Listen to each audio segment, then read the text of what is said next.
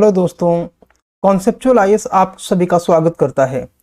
ये budget and economic survey की series है एंड इसमें हम लोग यूनिट 3 के लेक्चर 1 पे आ चुके हैं। ठीक है, जिसमें हम लोग करने वाले हैं बजट के फंडामेंटल्स, कुछ इकोनॉमिक डेटा यूज होंगे बजट के एंड सर्वे के, कुछ मल्टीलैटरल इंस्टीट्यूशन से डेटा लिए गए हैं जैसे कि economic IMF, world bank, AIIB इत्यादि। हम लोग इसमें बजट के कुछ बेसिस, बजट कहाँ से आता है, कैसे, वो सारी चीज़ें समझेंगे। FRBM एक्ट, फिस्कल डेफिसिट का डेटा कितना है और फिस्कल डेफिसिट के प्रिंसिपल्स कितने होते हैं, क्या होते हैं, रेवेन्यू डेफिसिट, कैपिटल एक्सपेंडिचर इत्यादि के बारे में समझेंगे। ये इफेक्टिव रेवेन्यू डेफिसिट और प्राइमरी डेफिसिट का डेटा होगा। ठीक है, तो इस सीरीज को आगे बढ़ाते हैं जिसमें कि हम लोग समझते हैं कि आखिर इकोनॉमी का यूपीएससी प्रीलिम्स में वेट कितना है। तो यूपीएससी प्रीलिम्स में हमें पता है कि यहाँ पे ये करीब 44 मार्क्स का आप मान के चलिए कि प्रीलिम में यूपीएससी प्रीलिम में इकोनॉमी के सेक्शन से आता है। एंड हम लोग यहाँ पे हैं अभी ये गवर्नमेंट बजटिंग वाले पार्ट में। ठीक है, पैसा कहाँ से आता है, ये अपने आप में एक इंपॉर्टेंट एक्सरसाइज है, समझना कि पैसे कहाँ से आता है। देखिए, रुपए कहाँ से आता है ये दिखाता है चार्ट, और नीचे का ये वाला चार्ट दिखाता है रुपए जाते कहाँ हैं। ठीक है, एंड इसमें हम लोग देखते हैं कि जो मेजर इनकमिंग हो रुपए के लिए वो है बारोइंग एंड कॉरपोरेशन टैक्स, इसके अलावा गुड्स एंड सर्विस टैक्स है। ठीक है,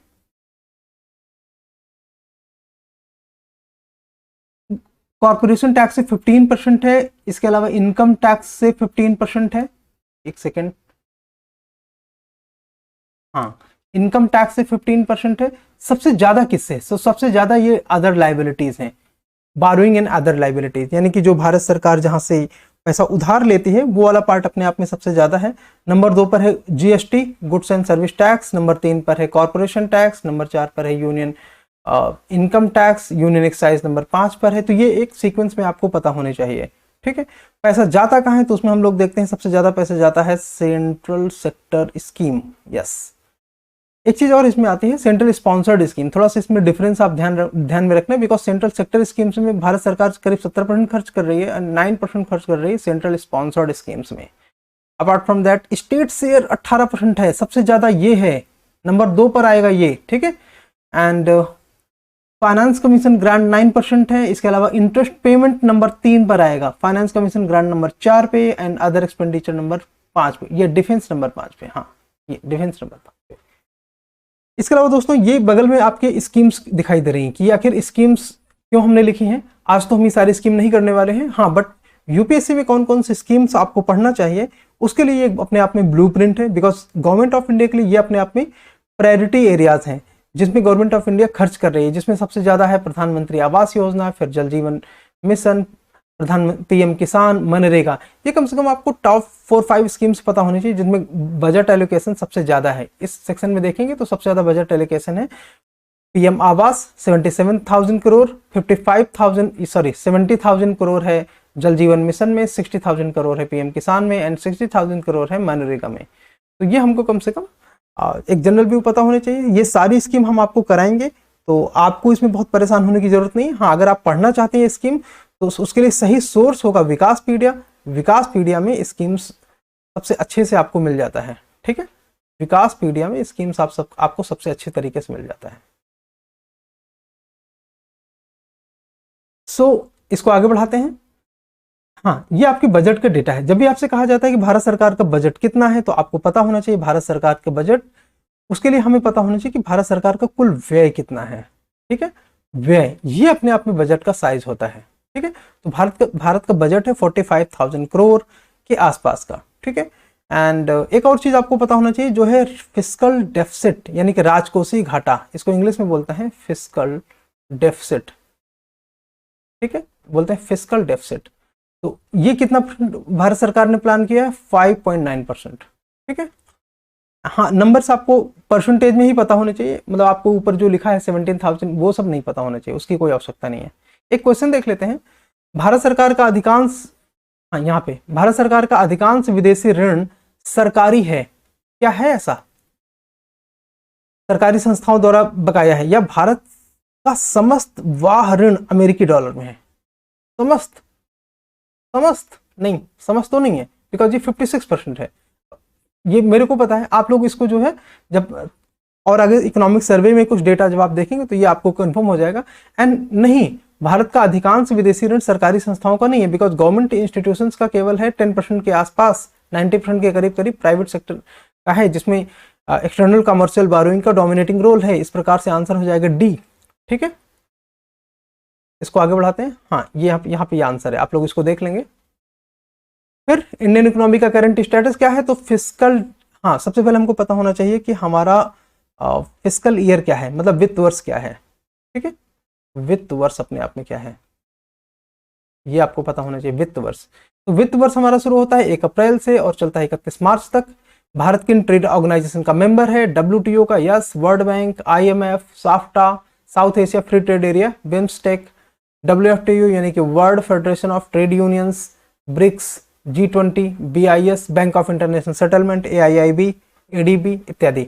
अगर आपको इतने नेम पता हैं तो जब भी आएगा इंडिया इनमें से किन किन इंस्टीट्यूशन का मेंबर है, तो 3-4 आपको जो है इसमें स्टेटमेंट के फॉर्म में होंगे, उसमें से कुछ एक एलिमिनेट करने पड़ेंगे। अगर आपको इतने पता है तो आप इनके हेल्प से समझ सकते हैं कि हाँ, भारत इनका मेंबर तो एटलीस्ट है। ये आपको क्वेश्चन एलिमिनेशन में हेल्प करता है। इसके अलावा इंडिया किस प्रकार का ग्रुप कंट्री कहलाता है? तो इसको हम लोग डेवलपिंग कंट्री बोलते हैं, इमर्जिंग इकोनॉमी बोलते हैं, लोअर मिडिल इनकम बोलते हैं, एंड न्यूली इंडस्ट्रियलाइज कंट्री बोलते हैं। मतलब डेवलपिंग का क्या मतलब है? देखो, डेवलप्ड कंट्री वो होती हैं जहां पे इंडस्ट्रियलाइजेशन हो चुका है, उनको हम डेवलप्ड बोलते हैं।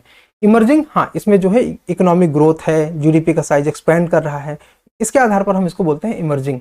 लोअर मिडिल कंपनी, ये वर्ल्ड बैंक के पर कैपिटा इनकम के आधार पर लोअर मिडिल डिक्लेयर किया जाता है। ये हम लोग आज डिस्कस करेंगे। ठीक है, न्यूली इंडस्ट्रियलाइज कंट्री, हाँ, भारत में जो है सेकंड वर्ल्ड वॉर के बाद इंडस्ट्रियलाइजेशन शुरू हुआ है, इसलिए हम इसे न्यूली इंडस्ट्रियलाइज इकोनॉमी बोलते हैं। सो जीडीपी की साइज कितना है भारत का? 3.469 ट्रिलियन।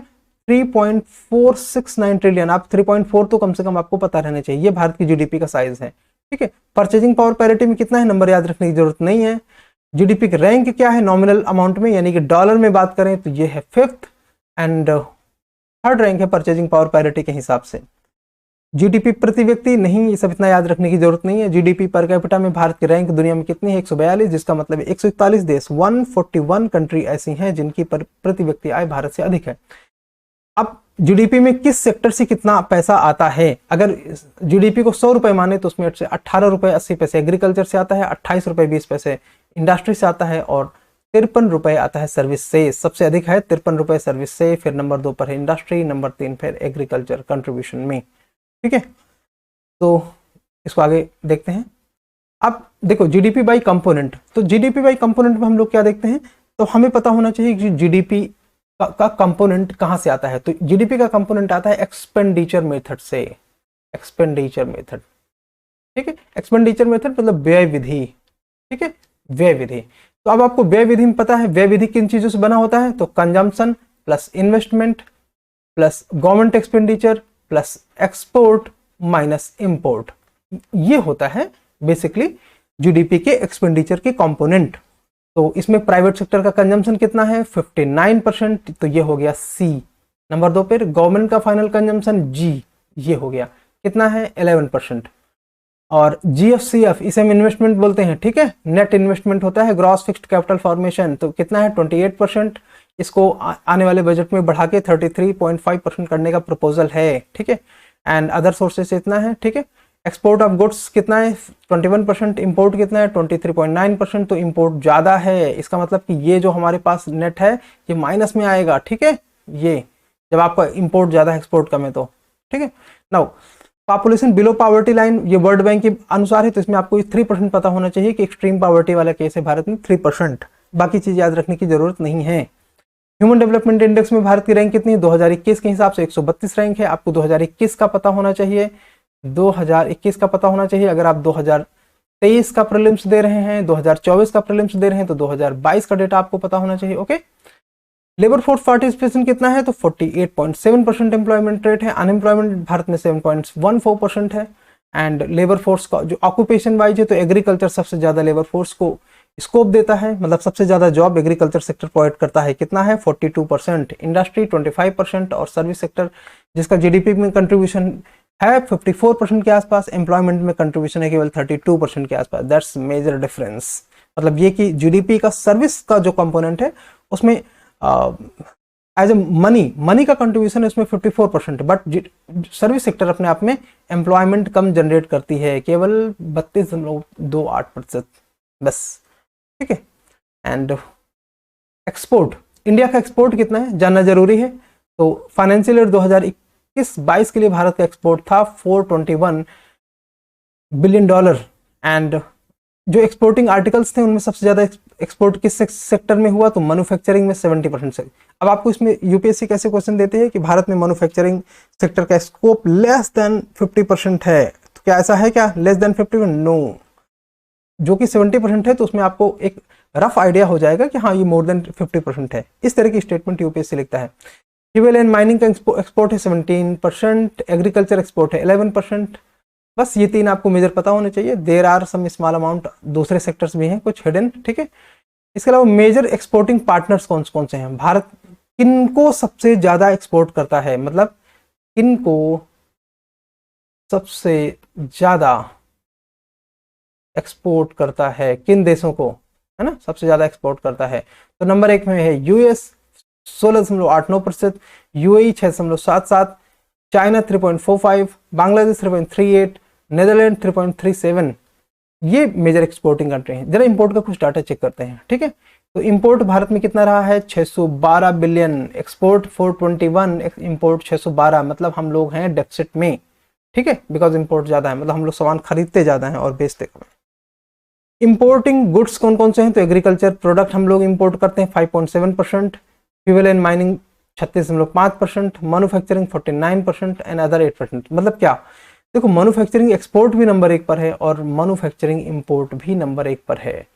फ्यूल एंड माइनिंग का नंबर 2 पर आता है, यहाँ पे भी नंबर 2 पर आता है, ठीक है।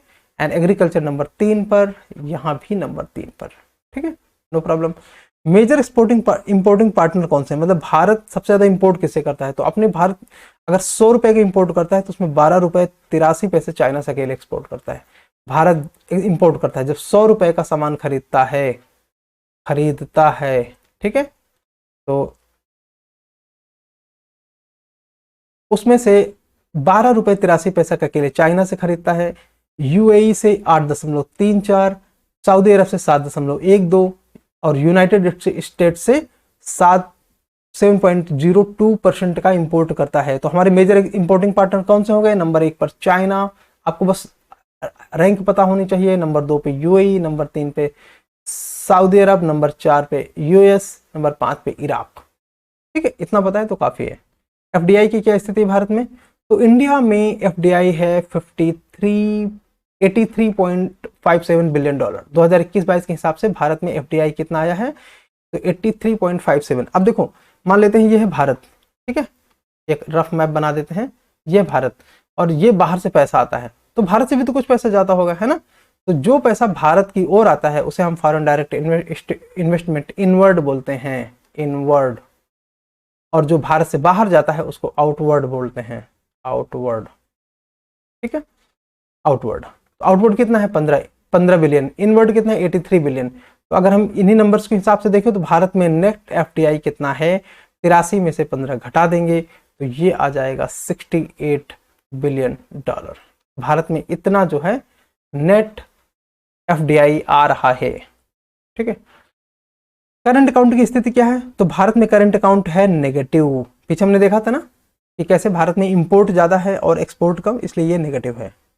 और ग्रॉस एक्सटर्नल डेप्ट, भारत का एक्सटर्नल डेट टोटल कितना है, तो 617 बिलियन 2022-23 के हिसाब से, जो कि 19.4% है जीडीपी का। और पब्लिक डेट कितना है, तो 227.9 लाख करोड़, और जो कि है 83.39%। मतलब भारत सरकार ने 83.398% का बारो कर रखा है, उधार ले रखा है, ठीक है। जरूर नहीं कि सब बाहर से हो, इनमें से ज्यादातर पार्ट तो इंडिया में ही है, उधार कर रखा है। अच्छा, एफआरबीएम क्या कहता है? एफआरबीएम कहता है कि भारत का जो पब्लिक डेट है वो एफआरबीएम के हिसाब से कितना होना चाहिए, एफआरबीएम के हिसाब से कितना होना चाहिए, तो ये बोलता है 60% होना चाहिए, यूनियन का 40% और स्टेट्स का 20%। इस तरह से टोटल बारोइंग जो होनी चाहिए, पब्लिक डेट जो होना चाहिए वो होना चाहिए 83.39, नॉट 60% ओनली, केवल 60% होना चाहिए, अभी के 83% से कम। अब लिखा है remittance to India, to India का मतलब पैसा भारत की ओर आएगा, ठीक है। तो सबसे ज्यादा भारत में पैसा कहां से आता है? तो करीब 13 बिलियन के आसपास यूएई से आता है, 11 बिलियन के आसपास यूएस से आता है, और सऊदी अरब से आता है 11.2 बिलियन के आसपास, यूएस से 11.7 बिलियन के आसपास। ये 3-4 आपको पता है तो आपका काम हो जाएगा, इससे ज्यादा इसमें रटना नहीं है, ठीक है। भारत ने वित्तीय वर्ष 2021-22 में लगभग 422, हाँ करीब 422 बिलियन डॉलर का वस्तु निर्यात किया, और उसी वित्तीय वर्ष में करीब 250 बिलियन डॉलर का सेवा का निर्यात किया, ठीक है। तो हमारे जो मेजर ट्रेडिंग पार्टनर हैं वो कौन से हैं? ट्रेडिंग पार्टनर कहने का मतलब है एक्सपोर्ट प्लस इंपोर्ट, जिसका सबसे ज्यादा होगा वो भारत का सबसे बड़ा मेजर ट्रेडिंग पार्टनर होगा। तो सबसे ज्यादा किसका है? यूएस का। यूएस में हमारा एक्सपोर्ट है 76 बिलियन का, इंपोर्ट है 43 बिलियन का। तो यूएस से हमारा जो नेट ट्रेड है वो सरप्लस है, सरप्लस। और बाकी जितने रेड हैं ये सब डेफिसिट हैं, सब में माइनस लगा हुआ है, मतलब हम यहाँ से सामान खरीदते ज़्यादा हैं और एक्सपोर्ट कम करते हैं, ठीक है। तो इसका ये पार्ट ध्यान रखेंगे आप लोग। सबसे बड़ा भारत का ट्रेडिंग पार्टनर है यूएस, नंबर 2 पर चाइना। भारत के लिए संचित निधि से धन की निकासी के लिए कौन अधिकृत है? मतलब ये कि भारत में जो कंसोलिडेटेड फंड ऑफ इंडिया है, कंसोलिडेटेड फंड ऑफ इंडिया, उससे पैसा किस प्रकार से निकाला जा सकता है? क्या राष्ट्रपति को पावर है? उत्तर है नहीं। संसद को पावर है? देखेंगे। प्रधानमंत्री को पावर है? उत्तर है नहीं। वित्त मंत्री को भी पावर नहीं है। पावर किसको है? संसद को, है ना। पैसा निकालने की पावर है पार्लियामेंट ऑफ इंडिया को। सरकार द्वारा सरकारी कार्यों के संचालन के लिए करों और अन्य प्राप्तियों के माध्यम से प्राप्त सभी राजस्व को क्रेडिट किया जाता है। इसमें मतलब all revenue received by union government by way of taxes इत्यादि। तो आपको टैक्स का नाम लेते ही पता चल जाता है, consolidated fund of India is the answer. Okay, now budget का एक इंट्रोडक्शन देखते हैं। अब हम लोग बजट के फंडामेंटल्स में प्रवेश कर रहे हैं। बजट के डेटा देखने के बाद बजट भविष्य के लिए आय और व्यय का अनुमान है। पहली बात तो हमें पता होना चाहिए, अगर सिंपल आपसे इंटरव्यू में क्वेश्चन पूछ लिया जाए कि क्या है बजट, तो आप इसमें बोलोगे भविष्य के लिए एक अवधि, यानी कि अब आपको ये फाइनेंशियल ईयर पता है, तो यानी कि आपका आने वाले फाइनेंशियल ईयर के लिए आय और व्यय का अनुमान है, जिसको हम बोलते हैं बजट। अब बजट में दो पार्ट होते हैं, एक फाइनेंस बिल, एक अप्रोप्रिएशन बिल। फाइनेंस बिल पैसा लाने के लिए और अप्रोप्रिएशन बिल पैसा खर्च करने के लिए पास किए जाते हैं।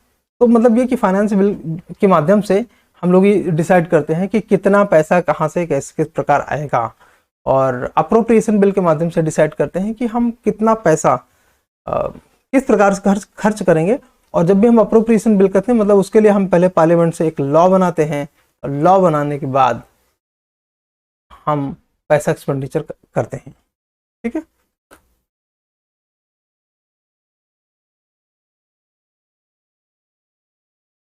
वित्तीय वर्ष के संबंध में भारत सरकार की अनुमानित प्राप्तियों और व्यय को भारत सरकार का बजट कहा जाता है।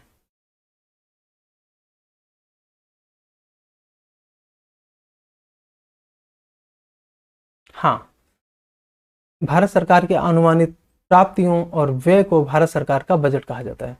संविधान के 265 आर्टिकल में क्या लिखा है कि कानून के अधिकार के बिना कोई भी कर नहीं लगाया जा सकता। मतलब जब तक आप पार्लियामेंट से कानून नहीं बना लेते, लॉ नहीं बना लेते, लॉ ये गवर्नमेंट को अथराइजेशन नहीं देता है जब तक कि आप टैक्स लगा सको, तब तक आप कोई भी टैक्स नहीं लगा सकते हो। अब आपको पता है कि पैसा प्राप्त कर, टैक्स लगाकर भारत सरकार पैसा प्राप्त करती है, तो वो पैसा हम फाइनेंस बिल के माध्यम से प्राप्त करते हैं, ठीक है। अनुच्छेद 266 क्या कहता है कि विधायिका यानी कि लेजिस्लेचर, भारत के केस में ये विधायिका कौन सी है? संसद, ठीक है।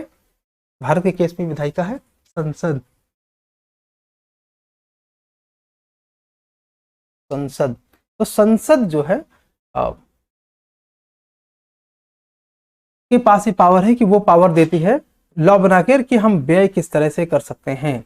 सरकार फाइनेंस बिल के माध्यम से करों और प्राप्तियों के लिए संसद की स्वीकृति लेती है। सिंपल सी बात है, संसद की स्वीकृति का मतलब है लॉ बनाना, दैट्स इट। स्वीकृति मीन्स नथिंग एल्स। और विनियोग बिल यानी कि अप्रोप्रिएशन बिल के माध्यम से पैसे व्यय की स्वीकृति लेती है, यानी कि एक्सपेंडिचर के लिए कानून बनाती है, एक्सपेंडिचर के लिए कानून बनाती है। ठीक है। नाउ बजट बनाता कौन है? तो एक मिनिस्ट्री ऑफ फाइनेंस के अंतर्गत एक डिपार्टमेंट है, डिपार्टमेंट ऑफ इकोनॉमिक अफेयर्स, जिसको हिंदी में बोलते हैं आर्थिक मामलों के विभाग। बजट इनके द्वारा बनाया जाता है। ये अपने आप में बहुत ही इंपॉर्टेंट पॉइंट है, ये आपको नोट करना चाहिए। इसके अलावा आर्टिकल 112 क्या कहता है? आर्टिकल 112 कहता है कि राष्ट्रपति प्रत्येक वित्तीय वर्ष के संदर्भ में संसद के दोनों सदनों के समक्ष अनुमानित प्राप्तियों और व्यय का वार्षिक वित्तीय विवरण, जिसे हम बजट बोलते हैं, एनुअल फाइनेंशियल स्टेटमेंट को, the annual financial statement is our budget, annual financial statement. तो एनुअल फाइनेंशियल स्टेटमेंट जिसको हम बजट बोलते हैं। ठीक है। तो हाँ, क्या कॉन्स्टिट्यूशन में बजट शब्द का कोई जिक्र है? अगर आप जानते हैं तो आप कमेंट करके बताइए। आपको पता होना चाहिए कि कॉन्स्टिट्यूशन में जो वर्ड मेंशन है वो है एनुअल फाइनेंशियल स्टेटमेंट, हिंदी में बोलते हैं वार्षिक वित्तीय विवरण। ठीक है। बजट जैसा कोई शब्द कॉन्स्टिट्यूशन में नहीं है, प्रीलिम में ऐसा पूछा जा सकता है, आपकी तैयारी होनी चाहिए। हर वर्ष बजट में 3 प्रकार के डेटा होते हैं। उदाहरण के लिए वर्ष 23-24 के लिए, ठीक है, फरवरी 2023 में प्रस्तुत बजट में निम्नलिखित आंकड़े शामिल होंगे। जैसे अगले वर्ष यानी कि 23-24, अभी 23-24 शुरू तो नहीं हुआ, ये 1 अप्रैल से शुरू होगा। कब से शुरू होगा? 1 अप्रैल से, 1 अप्रैल से शुरू होगा। तो 23-24 के लिए इस बजट एस्टिमेट्स, मतलब किन चीजों में कितना पैसा प्राप्त करना है, किन चीजों से कितना पैसा प्राप्त करना है और किन चीजों से कितना पैसा व्यय करना है, एक तो ये हो जाएगा। दूसरा, चालू वित्त वर्ष, अब चालू वित्त वर्ष 2022-23 अभी चल रहा है, 31 मार्च तक तो 2022-23 ही रहेगा, कि बजट के लिए संशोधित अनुमान यानी कि रिवाइज्ड एस्टिमेट्स। ठीक है। रिवाइज्ड एस्टिमेट्स कहने का क्या मतलब है कि देखो, पिछले साल भी सरकार ने बजट बनाया होगा, फिर बजट बनाने के बाद सरकार को ये पता चला होगा कि हाँ, बजट आया होगा 1 फरवरी को, 1 फरवरी के बाद ये दिसंबर लास्ट तक उनको पता चल गया होगा कि हाँ, वो उन्होंने कितना खर्च प्लान किया था, कितनी आय प्लान करी थी, उनमें से क्या स्थिति है वर्तमान में। तो ये पूरा 1 अप्रैल से लेकर 30 दिसंबर कितने क्वार्टर हो गए? तो 3 क्वार्टर हो गए। एक क्वार्टर में 3 महीने होते हैं, इसलिए दिसंबर तक हो जाएंगे 3 क्वार्टर। तो 3 क्वार्टर के अकॉर्डिंग रिवाइज्ड एस्टिमेट जैसे डेटा आते हैं। ठीक है। एक सेकंड, हाँ, इसको थोड़ा सा जगह बना लेते हैं। चलिए, हाँ, थोड़ा सा जगह बना लेते हैं। रिवाइज्ड एस्टिमेट्स क्या हो गया? तो मतलब ये कि ये जो 9 महीने में हमने 1 अप्रैल 2022 से लेकर 30 दिसंबर 2022 तक 3 क्वार्टर में हमने जो है जितना भी अपना आय व्यय का अभी डेटा संकलित किया है उसको हम बोलते हैं रिवाइज्ड एस्टिमेट्स। और पिछला वित्तीय वर्ष, कौन सा वित्तीय वर्ष खत्म हुआ? तो 21-22 पूरी तरह से खत्म हो, उसके एक्चुअल डेटा आ चुके होते हैं। तो ये सारा जो है एक्चुअल डेटा हम लोग कंपाइल करते हैं। एक्चुअल डेटा वास्तविक डेटा है, ये आ चुके होते हैं। तो 3 सालों के डेटा होते हैं। और कितने डेटा होते हैं टोटल? तो टोटल डेटा होते हैं 4। कौन कौन से होते हैं? देखो, करंट फाइनेंस ईयर में जो रिवाइज एस्टिमेट होता है वो, और करंट फाइनेंस ईयर का जो बजट होता है, यानी कि 22-23 का जो बजट पिछले साल सरकार ने पेश किया होगा वो भी होता है। तो टोटल डेटा होते हैं 4। टोटल नंबर ऑफ ईयर्स के डेटा होते हैं तो 3 अलग अलग सालों के डेटा होते हैं। और डेटा के टाइप कितने होते हैं? तो 4।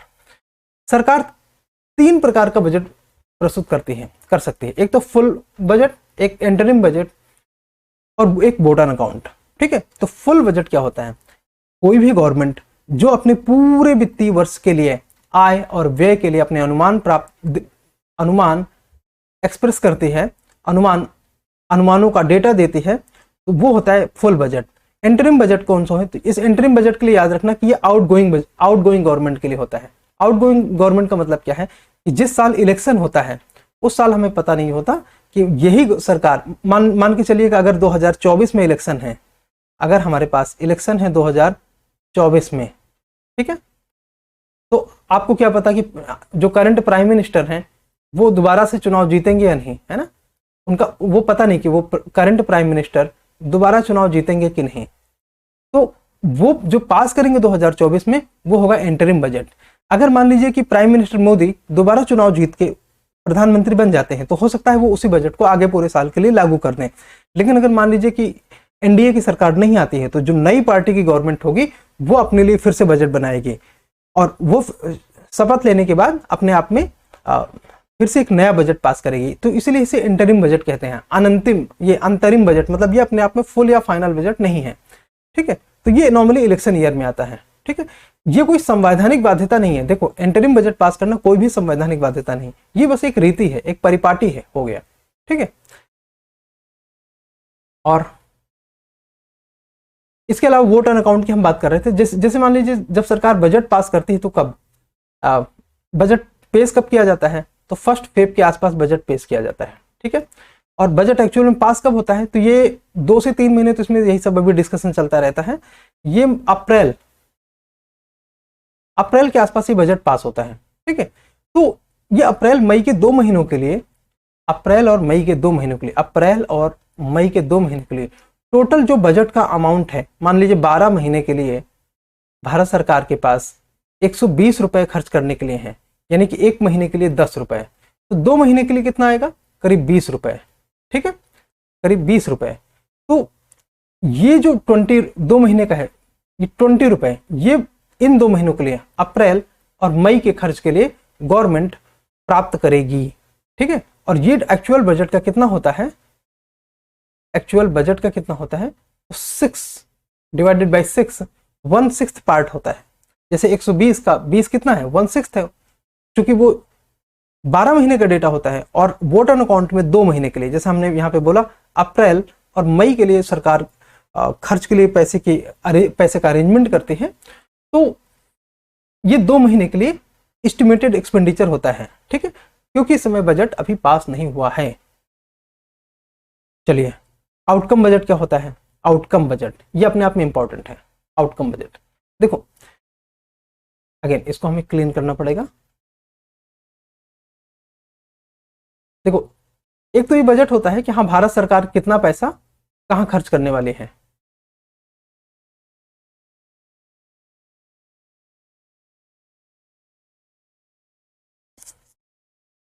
हाँ, भारत सरकार कहाँ कितना पैसा खर्च करने वाली है। तो मान लीजिए कोई एक स्कीम है, उसमें भारत सरकार ने 10,000 करोड़ खर्च किए। ठीक है, तो 10,000 करोड़ खर्च किए, तो अपने आप में पैसे तो खर्च हो गए, आउटकम आया कि नहीं आया कैसे पता चलेगा, है ना?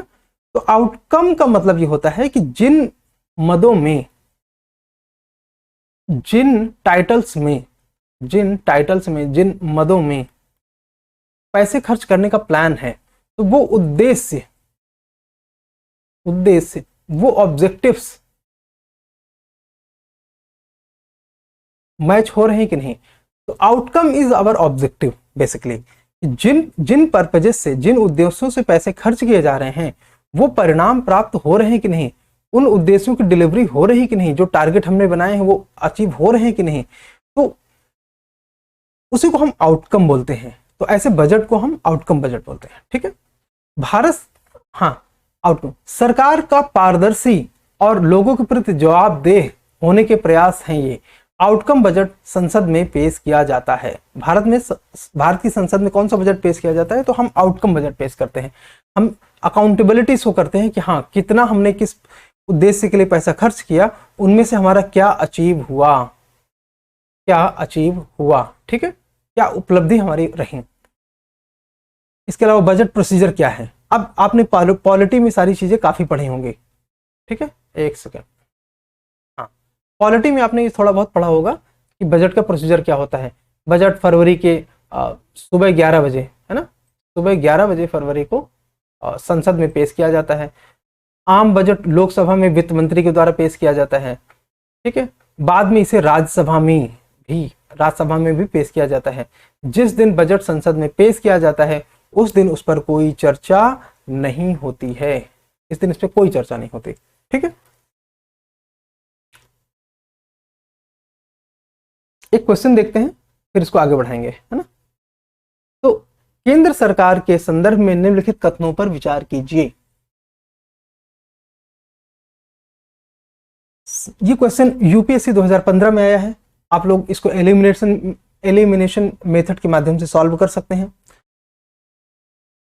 राजस्व विभाग संसद में प्रस्तुत किए जाने वाले बजट की तैयारी के लिए जिम्मेदार है। क्या डिपार्टमेंट ऑफ रेवेन्यू है, राजस्व विभाग है?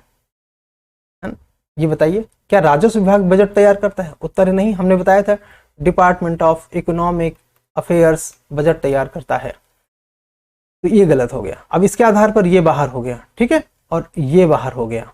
एक मिनट, हाँ, ये दोनों ऑप्शन बाहर हो गया। इनमें से देखते हैं भारत, अच्छा अब दो तो दोनों में है, तो मतलब ये तो सही होगा। भारत की संसद की अनुमति के बिना भारत, हाँ, संसद को ये पावर है, ठीक है, कोई राशि नहीं निकाली जा सकती। सार्वजनिक खाते के लिए किए गए सभी संवितरणों को भारत की संसद से प्राधिकरण की आवश्यकता होती है, मतलब ऑथराइजेशन की। ऐसा है क्या? पब्लिक अकाउंट के लिए क्या पार्लियामेंट की परमिशन जरूरी है? उत्तर है नहीं। Public account government of India के द्वारा मैनेज किया जाता है, तो ये अपने आप में बाहर हो गया, तो 3 बाहर हो गया, है ना। यहाँ पे ये 3 भी बाहर हो गया, उत्तर बचा केवल सी।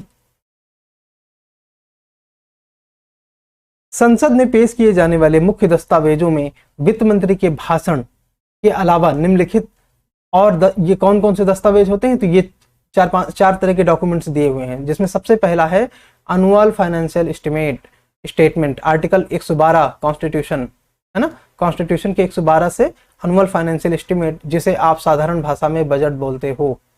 मैंने बार बार बताया है कि कॉन्स्टिट्यूशन में बजट शब्द का उपयोग नहीं किया गया है। इसके अलावा डिमांड फॉर ग्रांट, जो ग्रांट्स हैं वो आर्टिकल 113 के आधार पर पेश की जाती हैं। इसके अलावा अप्रोप्रिएशन बिल, है ना, बजट में अप्रोप्रिएशन बिल पास किया जाता है, विनियोग बिल पास किया जाता है पैसे खर्च करने के लिए, ठीक है। इसके अलावा फाइनेंस बिल आर्टिकल 110 के तहत किया जाता है, जिसे आप वित्त विधेयक बोलते हो। तो ये होता है पैसे प्राप्त करने के लिए, टैक्स लगाना और सारी चीजें। अब आप बोलोगे कि 110 तो आर्टिकल मनी बिल है। हमारे इकोनॉमी में वित्त शब्द बड़ा है, ठीक है, वित्त शब्द बड़ा है, ये धन को मिला के बात करता है। इसके अलावा आर्टिकल 117 में भी जो वित्त की बातें हैं वो भी इसका पार्ट है, ठीक है, तो आप उसकी चिंता नहीं करेंगे। हमारे लिए वित्त शब्द बड़ा है, धन विधेयक यानी कि मनी जो है वो अपने आप में इकोनॉमी में फाइनेंस ही है, नथिंग एल्स। बजट चर्चा 2 चरणों में की जाती है। अब बजट चर्चा की बात करें तो ये 2 चरणों में होता है, एक सामान्य चर्चा और एक विस्तृत चर्चा, ठीक है। तो सामान्य चर्चा कब हो जाते हैं? एडजॉर्नमेंट के पहले। ये लाइन ध्यान रखेंगे। सबसे पहले 1 फरवरी को बजट पेश किया गया, फिर उसमें सामान्य चर्चा होती है, फिर एडजॉर्नमेंट मोशन होता है, तो ये वाला हो गया सामान्य चर्चा। फिर एडजॉर्नमेंट का मतलब है स्थगन आ गया, मतलब ये कि अब हाउस यानी कि लोकसभा अब इस समय कार्य में नहीं होता है, हाउस अर्जन हो गया। और इसके बाद अनुदानों पर विचार किया जाता है, फिर विनियोग बिल आता है, जब दोबारा हाउस रिज्यूम होता है, जब दोबारा हाउस एक्टिव होता है, रिज्यूम होता है, तो विनियोग बिल आता है और फिर फाइनेंस बिल आता है। ये सारी चीजें आती हैं, ठीक है, जिसके आधार पर बजट पास होता है। तो जब विनियोग बिल होता है और वित्त विधेयक होता है, यहां पर जो है विस्तृत चर्चा की जाती है, ठीक है। अब जनरल डिस्कशन, इसमें हमने देखा कि हाँ, ये वाला पार्ट हम देख चुके हैं कि बजट के अगले ही दिन बजट पर आम चर्चा होती है। अब आप लोगों ने देखा होगा कि अपोजिशन वालों के कुछ रटे रटाए क्रिटिसिज्म होते हैं, जैसे कि ये बजट किसान विरोधी है, किसान विरोधी है। ये बजट गरीब विरोधी है ना, गरीब विरोधी है। ये बजट महिला विरोधी है, महिला विरोधी है। तो कई बार तो ऐसा लगता है कि बजट पास होने से पहले ही अपोजिशन वाले जो हैं वो अपने कमेंट रेडी रखते हैं। ठीक है, अब तो केवल अपोजिशन की बात नहीं की जाएगी, यहाँ पे हम लोग बात करते हैं। अच्छा, और भी कुछ चीजें होती हैं, जैसे कि जो सरकार के दूसरे मिनिस्टर्स होते हैं, prime minister and president, other ministers होते हैं, उनके भी रेडीमेड कमेंट होते हैं। ये बजट अपने आप में बहुत ही प्रोग्रेसिव है ना, ये बजट अपने आप में बहुत ही इंक्लूसिव है, प्रोग्रेसिव है। ये ऐसे ऐसे ऐसे आप लोगों ने कमेंट देखे होंगे, आई होप सो। ठीक है, न्यूज़पेपर पढ़ते हैं या टीवी देखते होंगे तो आपको इसमें ये वाले कमेंट मिलते होंगे। प्रधानमंत्री जी का कमेंट आएगा, बजट बहुत ही इंक्लूसिव है, बहुत ही प्रोग्रेसिव है, बजट ही बहुत ही फ्यूचरिस्टिक है। ये आजकल बड़ा कॉमन टर्म हो गया, फ्यूचरिस्टिक है, दैट्स इट। ठीक है, अच्छा, तो ये इनिशियल कमेंट होते हैं। बजट के अगले दिन न्यूज़पेपर ऐसे कमेंट से भरा होता है। आपने देखा होगा, 2 फरवरी को खासतौर से आप न्यूज़पेपर चेक करिए, या अगर आप इन सब चीज़ों में इंटरेस्ट रखते हैं तो आप इंटरनेट में जाके बजट पे ये कमेंट आपको 2 फरवरी या 3 फरवरी के न्यूज़पेपर में आपको भरे पड़े मिलेंगे। इस स्तर पर चर्चा, हाँ चलिए आगे बढ़ाते हैं। बजट की सामान्य परीक्षा और बजट के भाषण के दौरान कराधान नीतियों तक ही सीमित होती है। टैक्सेशन पॉलिसी की किस सेक्टर में कौन सा टैक्स बढ़ाया जा रहा है, किस सेक्टर में कौन सा टैक्स घटाया जा रहा है, पर्सनल इनकम टैक्स का स्लैब बढ़ा है क्या या घटा है क्या, वो उन सारी चीजों में बात होती है। इसके अलावा बजट पर सामान्य चर्चा संसद के दोनों सदनों में होते हैं। मतलब ये कि आप राज्यसभा को एकदम डेड मत मान लीजिए, वहां पे चर्चा तो होती है। और सामान्य चर्चा के बाद स्थगित, दोनों हाँ सदनों को निश्चित दिनों के लिए स्थगित कर दिया जाता है, जिसे एडजॉर्नमेंट मोशन कहते हैं। एडजॉर्नमेंट मोशन के माध्यम से सदन स्थगित कर दिया जाता है, एडजॉर्न कर दिया जाता है। लोकसभा में स्पीकर द्वारा, राज्यसभा में राज्यसभा के चेयरमैन के द्वारा। फिर इसके बाद हाउस दोबारा रिज्यूम होता है और विस्तृत चर्चा होती है, जिसमें अनुदान की मांगों पर चर्चा होती है। ठीक है, डिमांड फॉर ग्रांट। इस अवधि के दौरान विभिन्न मंत्रालयों और विभागों की अनुदान मांगों पर विभागीय रूप से स्थायी समितियों यानी कि डिपार्टमेंट रिलेटेड स्टैंडिंग कमेटी द्वारा विचार किया जाता है। और भारत में कितनी डिपार्टमेंट रिलेटेड स्टैंडिंग कमेटी हैं? तो 24, और लगभग 100 से अधिक मंत्रालय हैं, है ना। यानी कि करीब एक डिपार्टमेंट रिलेटेड स्टैंडिंग कमेटी को करीब 5 मंत्रालय की अनुदान मांगों पर रिपोर्ट तैयार करने की आवश्यकता होती है। एक बात आप ये वाला पॉइंट याद रख लो कि इन समितियों को, ये डिपार्टमेंट रिलेटेड स्टैंडिंग कमेटी है ना, इन समितियों को अधिक समय मांगे बिना निर्दिष्ट अवधि के भीतर ही अपनी रिपोर्ट प्रस्तुत करने की आवश्यकता होती है। मतलब ये कि जो इनको टाइम दिया जाता है, ये एक्स्ट्रा टाइम नहीं मांग सकते हैं। ठीक है, एक्स्ट्रा टाइम नहीं मांग सकते। और स्थायी समितियों की रिपोर्ट सदन यानी कि लोकसभा में प्रस्तुत किए जाने के बाद मंत्रालयवार अनुदान मांगों पर चर्चा और मतदान के लिए आगे बढ़ता है। सदन के नेता कौन होते हैं? प्राइम मिनिस्टर या उनके द्वारा अपॉइंटेड अदर पर्सन। सदन के नेता के परामर्श से लोकसभा अध्यक्ष द्वारा अनुदान मांगों पर चर्चा और मतदान के लिए समय आवंटित कर दिया जाता है। तो अनुदान की मांगों पर वोटिंग के लिए कौन टाइम डिसाइड कर सकता है? तो लोकसभा का अध्यक्ष।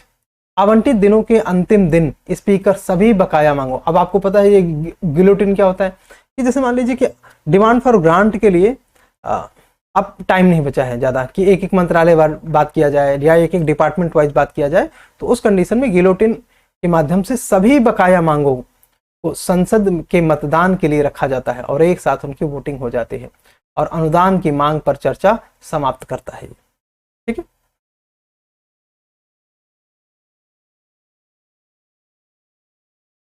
राज्यसभा में बजट पर केवल सामान्य चर्चा होती है और यहाँ पे मतदान नहीं होते, क्योंकि आपको पता है ना कि मनी रिलेटेड मैटर में राज्यसभा के पास ना के बराबर पावर है। वो सिर्फ रायचंद बन के रह सकते हैं, अपनी ओपिनियन दे सकते हैं, बस वहां पे लीडर्स अपनी ओपिनियन, अपने आइडियाज शेयर कर सकते हैं, दैट्स इट।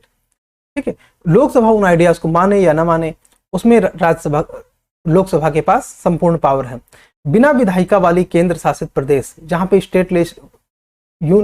यूटी में लेजिस्लेचर नहीं है, लेजिस्लेचर नहीं है। ठीक है। अनुदान की मांग केंद्र की अनुदान की मांगों में से एक है और केंद्रीय बजट के हिस्से के रूप में स्वीकृत है। And taxes from union territories is received under consolidated fund of India. ठीक है। एक और क्वेश्चन, हाँ ये वाला क्वेश्चन हम लोग देख चुके हैं। ठीक है। विनियोग बिल, अप्रोप्रिएशन बिल, संविधान के अनुच्छेद 114 के अनुसार ये विनियोग बिल, इसका इसका यूज क्या होता है? इसका यूज होता है कंसोलिडेटेड फंड ऑफ इंडिया से पैसे बाहर की ओर जाना, जिसको हम बोल सकते हैं खर्च करने के लिए हमें क्या पास करना पड़ता है? विनियोग बिल।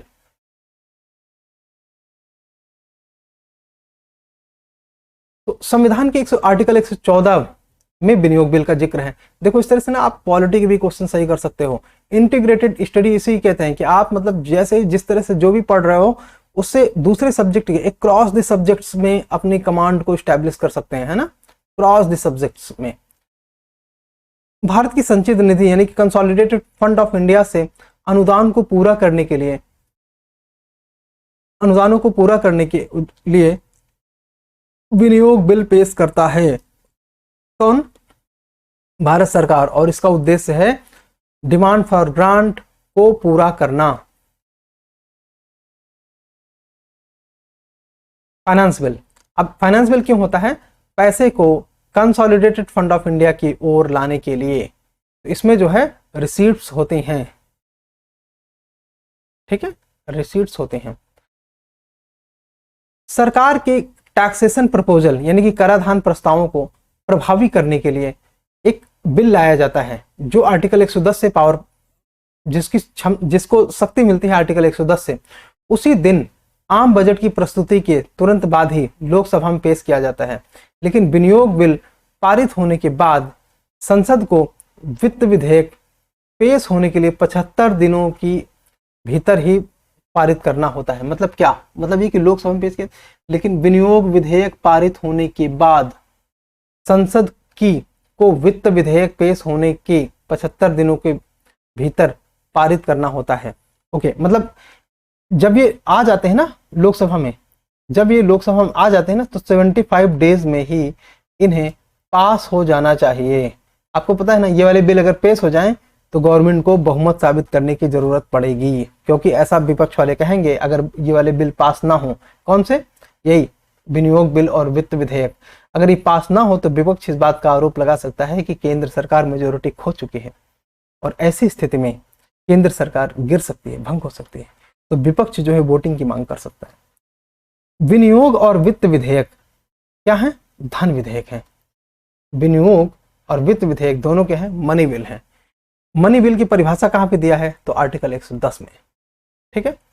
इन विधेयकों को पारित करने के लिए राज्यसभा भेजा जाता है, लेकिन ये लोकसभा पर निर्भर करता है कि वो राज्यसभा की सिफारिशों को स्वीकार करे या ना करे। ठीक है। लोकसभा राज्यसभा की सिफारिशों को स्वीकार करती है या नहीं, विधायकों को दोनों सदनों द्वारा पारित विधेयकों यानी कि बिल्स को दोनों सदनों द्वारा पास हुआ माना जाता है। During budget to change direct tax amendment in particular act is required. मतलब डायरेक्ट टैक्स अगर आप चेंज करना चाहते हो तो पर्टिकुलर एक्ट के माध्यम से अमेंडमेंट लाना पड़ेगा। और वो किस एक्ट के तहत आएगा? तो वो आएगा फाइनेंस एक्ट में अमेंडमेंट होगा। किसमें एक्ट होगा? फाइनेंस बिल में। अब आप देखो डायरेक्ट टैक्स से क्या होगा? डायरेक्ट टैक्स से पैसा कंसोलिडेटेड फंड ऑफ इंडिया में आएगा, है ना, यानी कि प्राप्त होगा। और प्राप्तियों के लिए कानून कौन सा होता है? Finance act. तो आपको हर चीज रटने की जरूरत नहीं है, इन चीजों को आप लिंक कर लोगे तो ऐसा हो जाएगा।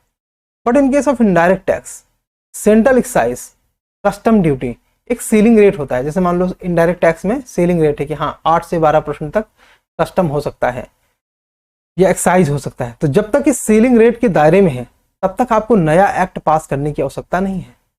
ठीक है।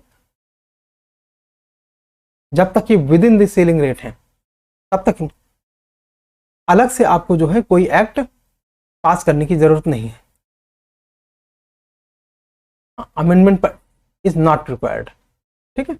जब ये बियॉन्ड द सीलिंग लिमिट जाएंगे, जैसे मान लीजिए 8 से 12% के बीच में इनकी सेलिंग लिमिट है, तब इनको अमेंडमेंट के लिए फाइनेंस एक्ट में एक्ट पास करना पड़ेगा, मतलब अमेंडमेंट लाना पड़ेगा फॉर अमेंडिंग जीएसटी। अब देखो जीएसटी के लिए जीएसटी काउंसिल बन चुकी है ना, क्या बन चुकी है? GST council. तो जीएसटी काउंसिल के माध्यम से जीएसटी पास किया जाता है। इस क्वेश्चन का आंसर देख लेते हैं। केंद्र सरकार द्वारा सरकारी कार्यों के लिए संचालन के लिए करों एवं अन्य प्राप्तियों के माध्यम से ये राजस्व प्राप्त किया जाता है। तो ये राजस्व कहाँ क्रेडिट किया जाता है ये बताना है। कहाँ क्रेडिट किया जाता है? तो कंसोलिडेटेड फंड ऑफ इंडिया में। ठीक है, एक और क्वेश्चन देखते हैं। अच्छा, ये हम लोग कर चुके हैं। ठीक है, बजट का क्लासिफिकेशन यहां से हम लोग अगली क्लास शुरू करेंगे नेक्स्ट क्लास में। सो पढ़ते रहिए, अगली क्लास में हम लोग मिलेंगे बजट के क्लासिफिकेशन से। ठीक है, थैंक यू सो मच।